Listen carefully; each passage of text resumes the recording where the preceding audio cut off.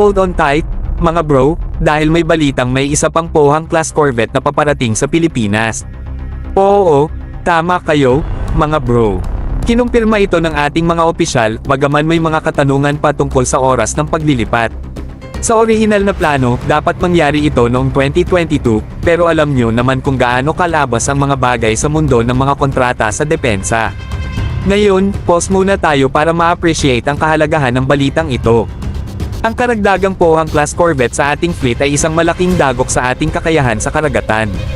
Hindi biro ito, mga bro. May advanced weaponry, cutting-edge technology, at kakayahang harapin ang iba't ibang misyon ng mga barkong ito. Pero teka, mayroon pang iba. Ang paglipat ng corvette na ito ay nagpapakita ng malakas na partnership sa pagitan ng Republic of Korea at Pilipinas. Ito'y patunay ng tiwala at pagkakaibigan na nag-e-exist sa pagitan ng ating mga bansa. At huwag nating kalimutan ang positibong epekto nito sa ating regional standing.